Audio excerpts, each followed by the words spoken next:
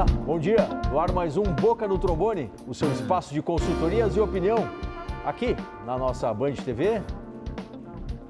Muito obrigado para você que sempre se liga na nossa programação aos finais de semana, curtindo as nossas consultorias, previdenciária, trabalhista, os nossos quadros especiais. São várias áreas do direito que a gente dá atenção aqui. Tem o espaço de opinião dos nossos parceiros e, claro, contamos sempre com a sua participação.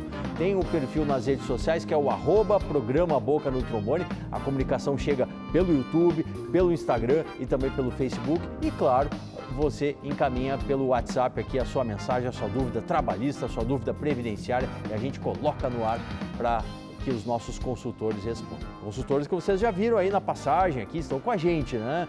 Mas antes da gente passar a bola, começar a nossa consultoria, vamos saber o que a gente tem de conteúdo para a edição de hoje aqui do Boca no Trombone? Vamos lá? Tem o informe sindical com o recado para os aposentados em nome da FETAPERGS. Também é dia do Sindipetro RS. Hoje tem minuto tributário com a atualização da questão dos tributos. E é dia de estreia, trabalho e saúde. Você que é trabalhador da área da saúde, fique atento, hein? Novo quadro aqui, onde a gente vai trazer para os trabalhadores e trabalhadoras da área da saúde as minúcias, os detalhes aí da sua relação de trabalho específico para você, trabalhador da área da saúde, mais à frente aqui no nosso Boca no Trombone. Deixa eu apresentar os meus convidados aqui, olha, com muita alegria, estávamos saudosos da presença dela aqui nos estúdios da nossa Band TV. Doutora Anne Miller, em nome da ABA, Associação Brasileira de Advogados, está com a gente. Muito bom dia, tudo certo? Bom dia, Solano. Bom dia quem nos acompanha nesse domingo de manhã. Muito obrigada mais uma vez pelo convite, uma honra estar aqui. A alegria é nossa. E o doutor Pedro Marcon, em nome de Marcon Advogados Associados, que está com a gente na edição de hoje. Doutor Pedro, bom dia, bem-vindo.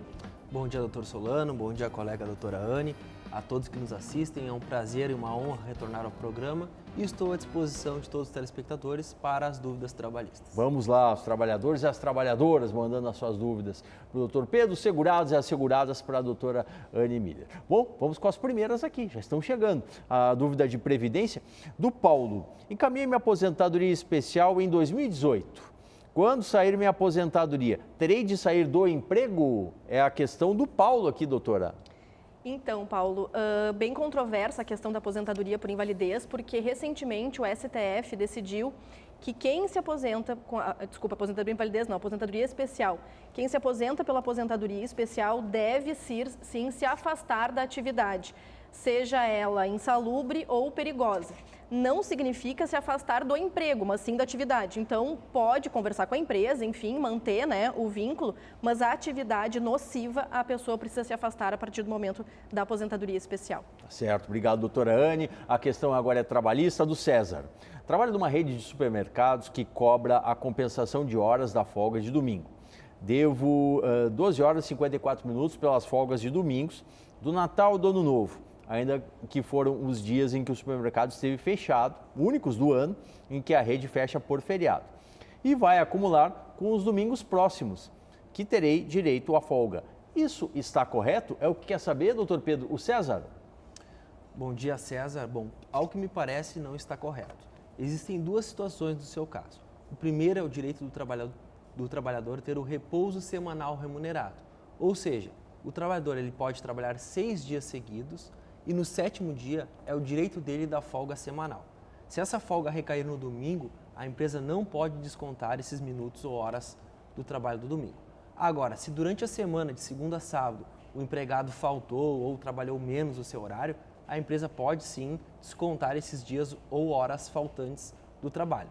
Porém, da folga semanal é um direito do trabalhador e esse dia e esse horário não pode ser descontado. Obrigado, doutor Pedro, doutora Anne, seguem com a gente. Mande a sua dúvida de previdência e de direito do trabalho para a gente no perfil das redes sociais, que é o @programa Boca no Trombone. E claro, você interage também via WhatsApp, sempre colocando o nome e a cidade onde você fala aqui para a gente. Vamos com o espaço de opinião? Vamos saber o que pensam os aposentados? Então, chegando aí o informe sindical em nome da FETAPERGS.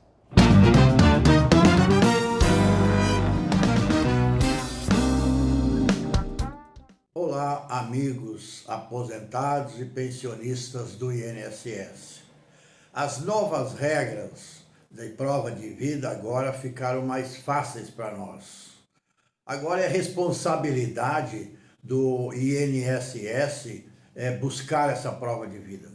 Exceto em caso muito extremo, então é responsabilidade do INSS e chamar o aposentado, informá-lo que tem que fazer a prova de vida. Mas, em regra geral, agora o próprio INSS vai buscar, junto aos órgãos públicos, as informações. Porque nós temos a vivência no dia a dia e costumamos nos vacinar, é uma prova de vida, fazer a vacina. Votar nas eleições é uma forma de prova de vida que o INSS tem, porque isso aí vai para os órgãos públicos. Quando prestamos informações para o trânsito ou para a segurança pública, então também são formas de se ter uma prova de vida. Então, são diversas formas que a gente encontrou do dia a dia. O valor consignado, fazer um empréstimo consignado com prova biométrica, também é uma prova de vida que o governo tem acesso. Então, aposentados, pensionistas, procure a sua associação na localidade ou a própria FETAPEGAS e busque as informações que o senhor precisa sobre isso. Fique tranquilo, que ficou mais fácil para nós todos. Um abraço. Muito obrigado ao presidente José Pedro Kuhn, da FETAPER, que sempre traz para a gente as novidades aí para a categoria. Fique atentos, hein? Fique atentos na questão da prova de vida que ele falou. Vamos com mais consultoria? A consultoria hoje previdenciária com a doutora Anne Miller, que está representando a ABA, Associação Brasileira de Advogados, nessa edição. O Crisantino, lá de Pelotas, doutora. Tenho 60 anos, tentei me aposentar por invalidez, mas como fiquei um tempo sem contribuir, não consegui. Agora voltei a pagar. Queria saber quanto tempo preciso pagar para entrar de novo com o pedido. Eu quero saber o Crisantino lá da Zona Sul. Seu Crisantino, eu vou falar um raciocínio que eu sempre falo para os meus clientes quando se trata de benefício por incapacidade, né? Aposentadoria por invalidez, hoje por incapacidade permanente e os auxílios doença, enfim. O INSS, nesse sentido, ele é um seguro, Instituto Nacional do Seguro Social. E eu comparo sempre com quem vai fazer o seguro de um carro. Não adianta eu bater o carro e aí eu ir na seguradora e dizer, olha, eu queria que vocês consertassem porque o carro está batido. É a mesma coisa nos benefícios por incapacidade. Quem não vem pagando o INSS, que mantém a qualidade de segurado e fica doente, infelizmente, e fica incapaz, perde o direito a receber os benefícios por incapacidade. Isso significa, seu Crisantino, que se o senhor voltar a contribuir, mas permanecer a mesma incapacidade, a mesma doença, contribuições futuras não vão lhe dar direito. A não ser, claro, o senhor volte a contribuir, adquira a qualidade de segurado novamente, e aí tem uma nova moléstia, uma nova doença, aí o senhor está coberto. Mas nunca esperem a doença chegar para depois começar a contribuir. Claro, como a senhora falou, é um seguro, né? É um seguro nesse caso. Bom, vamos com mais questões aqui, as questões chegam para a gente, em nome do Jean, questão de direito do trabalho. Caminho ao doutor Pedro Marcon. Trabalho numa empresa de segurança, a qual adotou treinamentos fora do horário de serviço, o qual dura de 3 a 4 horas. E fazem live, olha só, toda semana, fora do horário de serviço. E não querem pagar por esses tempos. Pode isso? É o que quer saber o Jean, doutor Pedro. Bom dia, Jean. Não pode. Todo o tempo de treinamento, reuniões, live que a empresa fizer é considerado tempo de trabalho, porque nesse período o empregado está à disposição do empregador. Então, se essas reuniões, treinamentos, lives forem realizadas fora do horário normal de trabalho, elas devem ser consideradas como tempo de trabalho e ainda ser pagas como hora extra. Então, sempre que tiver treinamento da empresa, reuniões, deve sim esse período ser computado como tempo de trabalho. Obrigado ao doutor Pedro, a doutora Anne, seguem com a gente os nossos consultores, vá mandando a sua dúvida, previdenciária e trabalhista no @programa Boca no Trombone e também no WhatsApp que vai rodando na tela para você. Bom, a gente sabe, né? Você que se preocupa com a saúde, quer ter uma água de qualidade, água com sais minerais, tem que ficar atento. Ouça o recado da WaterSul com seus purificadores e mineralizadores de água. Sou José Hernandes Bastianello, fundador da WaterSul e diretor comercial. Somos distribuidores dos purificadores de água Cerbran, Top Life, Aquavita Minerale e Soft Everest. Pegamos a água da torneira e agora vamos colocá-la no mineralizador Diamond. Vamos fechar. E agora nós vamos tirar a água do mineralizador.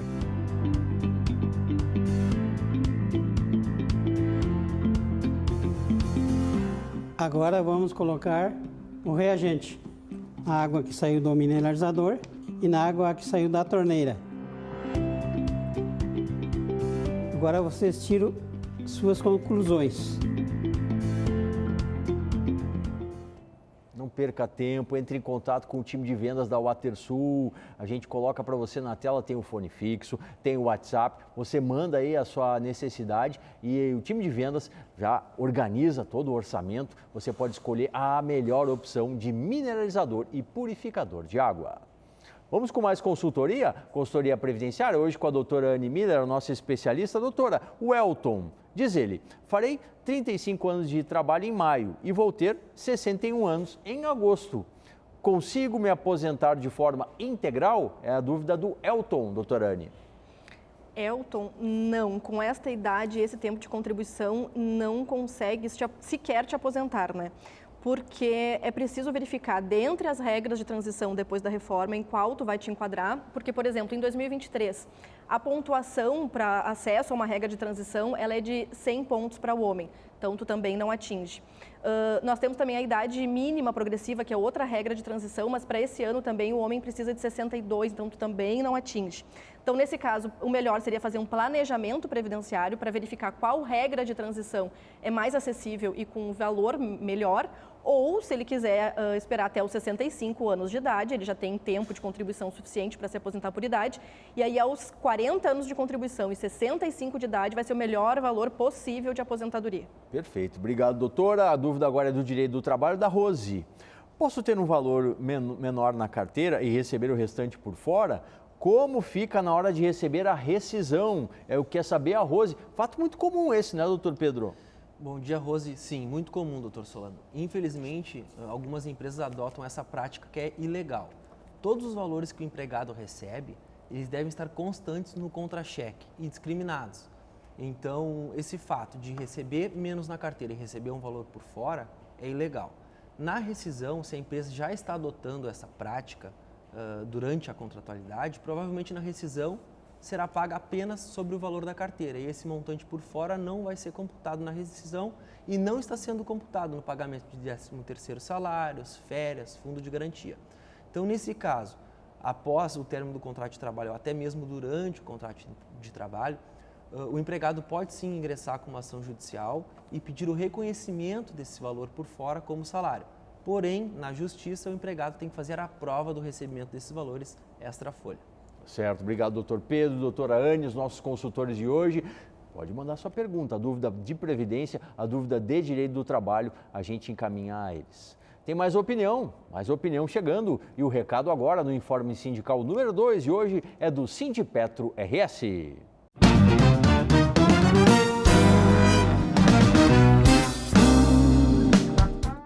Bom dia, doutor Solano, bom dia, telespectadores. Essa semana tivemos, então, o 8 de março, o Dia Internacional da Mulher, um dia que é para chamar a atenção para as lutas por igualdade empreendida aí pelas mulheres ao longo de muitos anos, de muitas décadas. Esse ano, além da gente chamar a atenção para a necessidade de reconstruir essas políticas públicas em torno da igualdade, também queremos chamar a atenção de que nunca mais queremos estar de fora desses espaços de decisão, justamente para que as mulheres não deixem de ser ouvidas. Por isso a campanha do Sindipetro RS esse ano é Nunca Mais Sem Nós, e estamos fazendo várias atividades, lives, participando das atividades conjuntas aí do movimento das mulheres, do movimento sindical, e trazendo essa reflexão, não só para as mulheres, mas para a sociedade em geral, porque afinal de contas, nós só teremos uma democracia efetiva quando nós tivermos a representatividade nos espaços de decisão correspondente à nossa população brasileira. E se somos um pouquinho mais de 50%, né? Então também precisamos ter um pouco mais de 50% de mulheres nos espaços de decisão.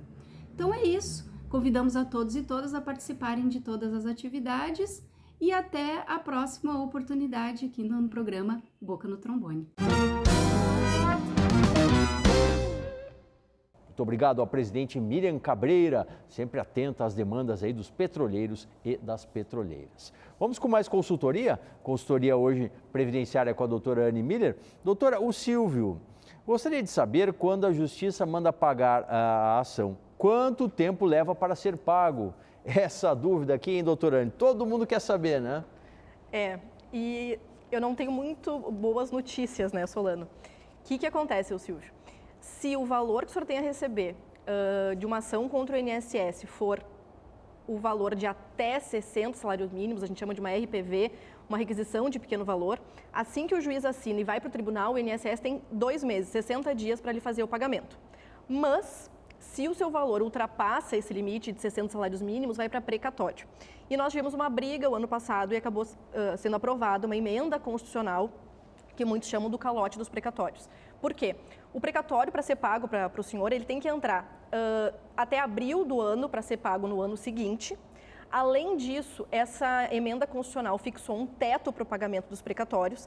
Isso significa que nem todos vão receber como era antigamente, antes de 2022, porque feito o teto ali, o limite do orçamento, esse precatório vai ser jogado para o ano que vem, a não ser que a pessoa tenha alguma prioridade prevista em lei, idade, doença, enfim. Se não, ela vai sofrer esse parcelamento dos precatórios. E aí, quando vai ser pago, só Deus sabe, verdade. Infelizmente. Caímos numa vala muito perigosa aí com essa questão dos precatórios. Vamos ver como fica, né? Exato. Se isso vai modificar ainda no legislativo. Estamos atentos. A dúvida agora é do direito trabalhista, do Fernando. Caminha ao doutor Pedro Marcon. Estou com um processo contra uma empresa, ele fala o nome da empresa aqui, o processo está em Brasília. Pode demorar muito? É a questão do Fernando. Bom dia, Fernando. Essa também é uma pergunta muito comum. Um processo trabalhista ele pode ser resolvido rápido, né? Quando o empregado entra com a ação e a empresa opta por fazer um acordo e o empregado aceita esse acordo, ou pode se arrastar por anos. Nesse caso, que é o do telespectador, que já está em Brasília, então possivelmente o processo está em fase recursal, e após essa fase recursal, vai ainda se iniciar a fase de cálculos, né, em que serão apresentados os cálculos do trabalhador, da empresa. Se não tiver um consenso ainda vai entrar um perito contador para apurar o valor devido da condenação, e aí depois se inicia a fase de execução. Então, infelizmente, alguns processos demoram bastante, e isso faz parte do judiciário. Temos que lembrar que em Brasília são poucos ministros para julgarem muitos recursos, muitos processos, e isso acaba, assim, às vezes, deixando o processo mais devagar, mais moroso. Tá certo, obrigado aos doutores. Daqui a pouquinho eles retornam para mais dúvidas. Agora vamos com um quadro especial. Quer entender, quer saber um pouquinho mais sobre tributação, sobre os tributos, sobre a área fiscal? Então fique ligado no nosso Minuto Tributário.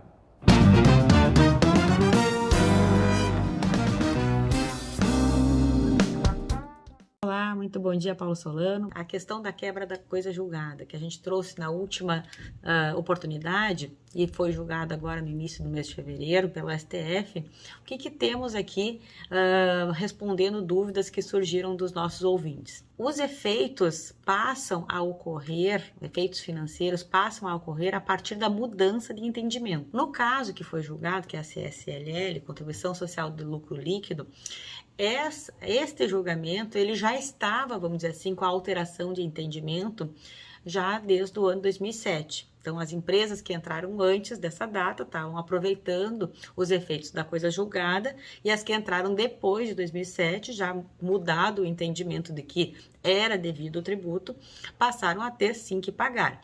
O que acontece a partir desse precedente? Outras mudanças de entendimento que venham a ocorrer, elas passam a ter efeito financeiro de cobrança, enfim, de voltar a pagar a partir do novo entendimento. A parte jurídica esteja trabalhando junto com a empresa e esteja atenta às mudanças de entendimento.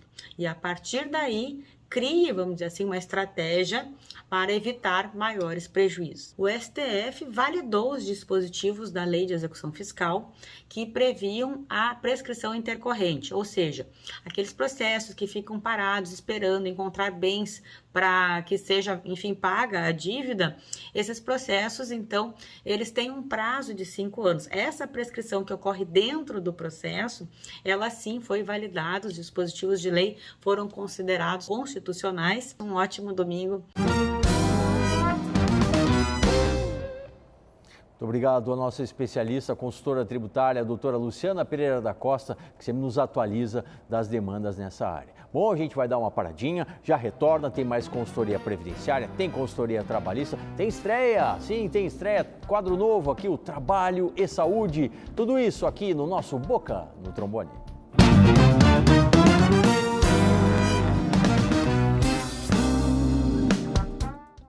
Atenção, fique atento. Beba água pura, livre de vírus e bactérias. Água sem cheiro, sem gosto, com importantes sais minerais, ideal para a sua saúde. Purificadores e mineralizadores de água natural, gelada e alcalina é na WaterSul. WaterSul, atenção total ao cliente. Ligue 3231-4567. WaterSul, 3231-4567.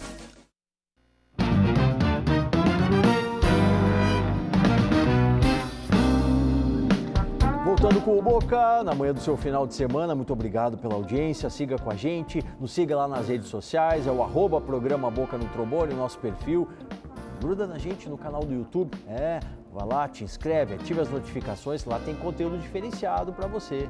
E siga participando hoje aqui da nossa consultoria previdenciária, consultoria trabalhista. Encaminhe a sua dúvida pelo WhatsApp, também pelas redes sociais aqui do Boca no Trombone. Vamos com mais questões? Hoje na área previdenciária, com muita alegria, a gente recebe a doutora Anne Miller, ela que está representando a ABA, Associação Brasileira de Advogados. Doutora, o Luiz lá de Canoas, nunca paguei INSS, tenho 62 anos. Posso receber aposentadoria ou auxílio? É o que quer saber o Luiz. Seu Luiz, a aposentadoria não. A aposentadoria a gente sempre fala de contribuição e o tempo mínimo é de 15 anos. Mas é possível sim receber um benefício, que a gente chama de benefício por prestação continuada. Apesar de que ele é pago para pessoas idosas a partir dos 65, dependendo de uma doença, enfim, de uma condição incapacitante de saúde, também pode ser pedido antes dos 65 anos. Então, aposentadoria, infelizmente, não. Mas um BPC LOAS, que a gente fala, é possível sim. Obrigado, doutora Anne. A questão agora do direito do trabalho, repasso ela ao doutor Pedro Marcon, do Alexandre, lá do litoral norte, doutor, lá de Capão da Canoa. Sou profissional da construção civil. Em janeiro do ano passado, 2022, sofri um acidente por falta de EPI não fornecido pela empresa, que me deixou, olha só, me deixou paraplégico. Que triste. Eu gostaria de saber quais os meus direitos em relação a isso. Tenho 27 anos, bem jovem, né? A empresa não me ofereceu o cinto de segurança, nenhum tipo de EPI. Sofri esse acidente e hoje sigo buscando reabilitação.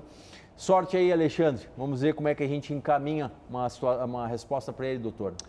Bom dia, Alexandre. Bom, primeiramente é lamentável a situação que ainda em 2023 esse tipo de situação aconteça, né? Um trabalhador sofrer um acidente de trabalho por falta de equipamento de proteção individual que a empresa deve fornecer obrigatoriamente.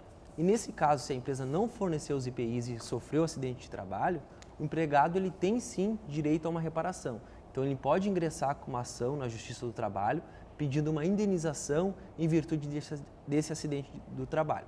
E nessa ação, o empregado será submetido a uma perícia médica, que será avaliado a capacidade laborativa, que perdeu, nesse caso, de forma permanente, em virtude do trauma do acidente, e nessa ação pode buscar indenizações por danos morais, indenização por danos materiais, uma pensão vitalícia em virtude desse afastamento permanente ao trabalho, e também dano estético, se houver, além das despesas médicas eventualmente gastas pelo empregado. Tudo isso ele pode pedir perante a Justiça do Trabalho. Obrigado aos doutores que seguem com a gente. Dá tempo, mande a sua dúvida previdenciária e trabalhista aqui no Boca. É estreia, dia de estreia. Você que é trabalhador, trabalhadora da área da saúde, vai ficar ligado, porque a partir desse final de semana a gente sempre vai ter aqui, mensalmente, o quadro Trabalho e Saúde para trazer as suas questões da categoria. Então, tá no ar o nosso Trabalho e Saúde.